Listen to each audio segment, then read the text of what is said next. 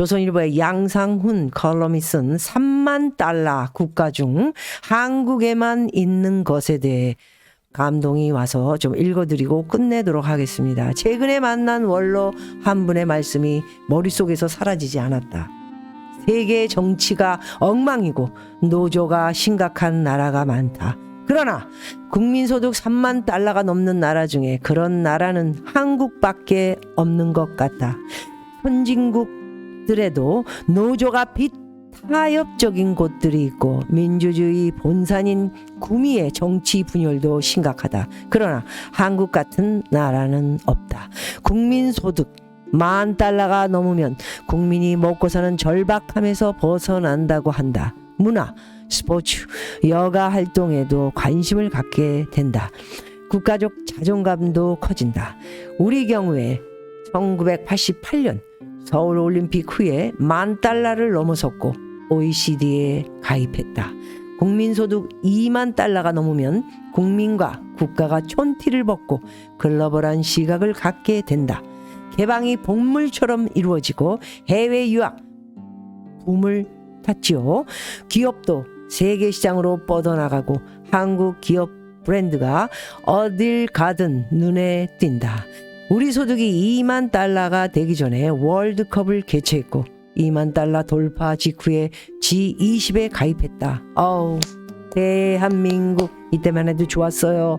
국민소득 3만 달러는 선진국 클럽에 들었다는 징표로 통했다. 세계 소득 3만 달러가 넘는 나라 중에 자원부국가, 도시국가를 빼면 얼마 되지 않는다. 그 중에서 인구 5천만 명이 넘는 나라는 바로 7개 뿐이다. 그 중에 하나가 한국이다. 아직 일부의 얘기지만 G7에 한국을 더해 G8로 만들자는 의견도 있었다. 우크라이나 전쟁 이후 한국은 우리 세계의 무기고가 되었다. 방위 산업 수출 계약 잔액이 100조 원을 넘어섰다. 수입국 중엔 유럽 국가도 있다. 소득 3만 달러가 넘는 선진국 자의식도 생겼다. 후진국으로서는 사건이 생기면 어떻게 한국에서 저런 일이 일어나느냐고 개탄을 한다. 한국을 경험한 외국인 중에 한국을 선진국이라고 인식하지 않는 사람은 거의 없다. 자, 양아치라고 불러 조금도 지나치지 않을 수준의 인물들이 모여서 그중 한 명의 국회의원을 향해 일갈한 그대로 GSGG 개새끼 정치를 하고 있다. 공개석상에서 저질스러운 성적 표현을 하고서 짤짤이라고 거짓말하고 오스트리아와 오스트레일리아도 구별 못하고 참 무식한 놈들 많죠. 이게 지금 정치하는 놈들의 이야기입니다.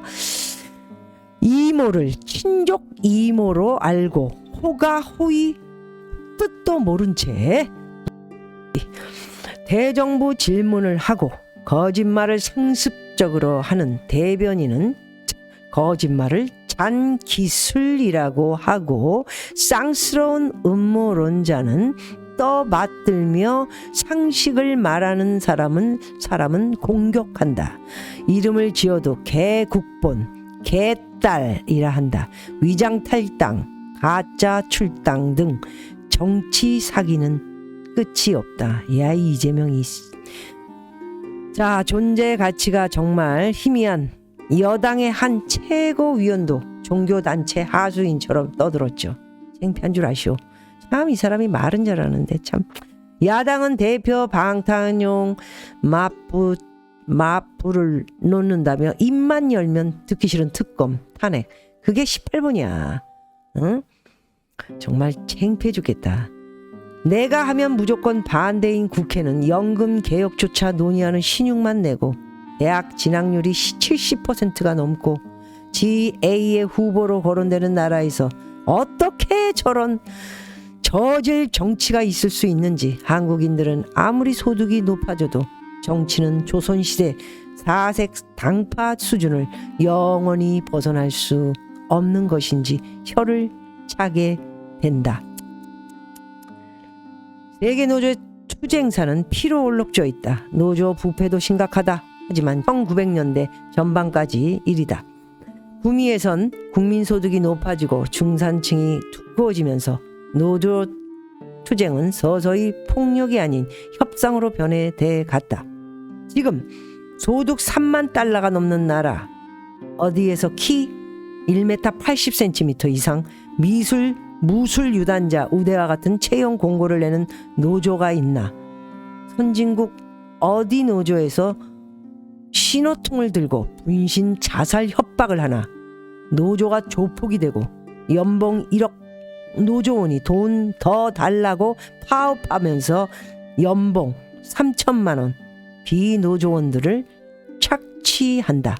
노조 간부들이 평일 골프장에서 억대 뇌물 논의를 한다. 그래도 노조 회계 장부는 극비라고 한다. 나쁜 놈들이죠, 전부. 저질 정치와 저질 노조는 이미 연대와 한 몸으로 가고 있다. 서로를 필요로 하기 때문이겠지. 노란봉투법과 같은 노조 폭력 면허법을 통과시키는 것은 시작일 뿐이다.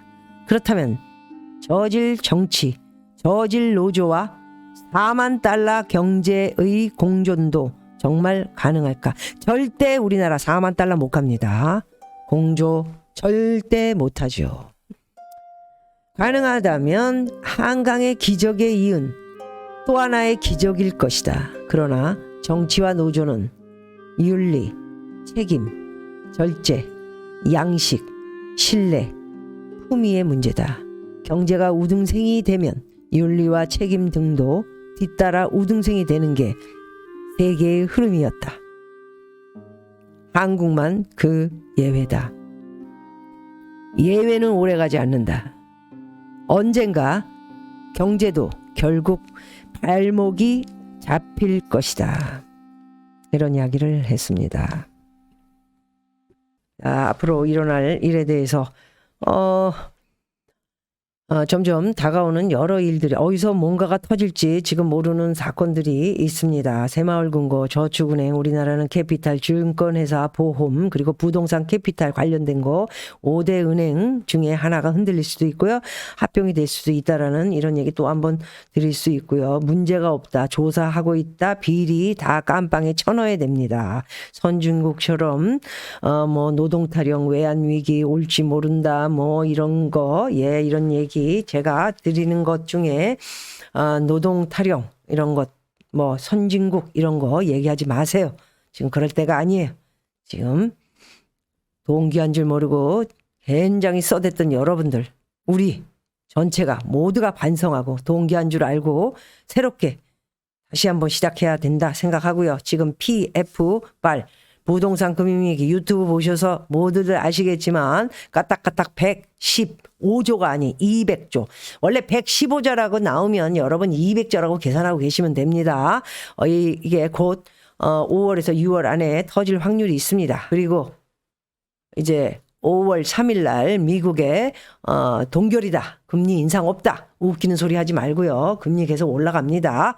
모든 것을 관망을 하면서 미국발 소식 굉장히 중요하기 때문에 신경 써서 들으시면서 한국은 그 다음에 어떻게 아마도 미국에서 기침 한번 때리면 우리는 바로 온몸에 암이 걸릴 확률이 높다. 이렇게 말씀드릴 수 있겠습니다.